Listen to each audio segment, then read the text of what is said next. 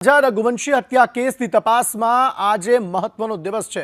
શિલોંગમાં સોનમનું medical checkup એકઠું કરવામાં આવ્યું છે। બીજી તરફ આજે પાંચેય આરોપીઓને શિલોંગની કોર્ટમાં રજૂ કરવામાં આવશે, રિમાન્ડની માંગ કરવામાં આવશે। 4 હત્યારાને ગુવાહાટીથી શિલોંગ લઈ જવામાં આવશે।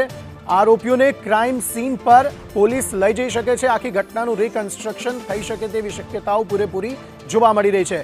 સોનમ પતિ રાજા રઘુવંશીની હત્યાની મુખ્ય ષડયંત્રકર્તા છે। 4 હત્યારાઓએ પોતાનો ગુનો કબૂલ્યો હોવાનો પોલીસે દાવો કર્યો છે, પરંતુ સોનમ હજી ટસની મસ નથી થઈ રહી। તેણે ગુનો નથી કબૂલ્યો। હવે તેની આખરી પૂછપરછમાં અને ચારેય આરોપીઓની આખરી પૂછપરછમાં વધુ સત્ય સામે આવી શકે છે। આજે આ આરોપીઓને કોર્ટમાં રજૂ કરવામાં આવશે। આ ઉપરાંત એ ઘટના સ્થળ પર પણ લઈ જવામાં આવશે કે જ્યાં હત્યાને અંજામ આપવામાં આવ્યો હતો। આખી ઘટનાનું રિકન્સ્ટ્રક્શન કરવામાં આવશે।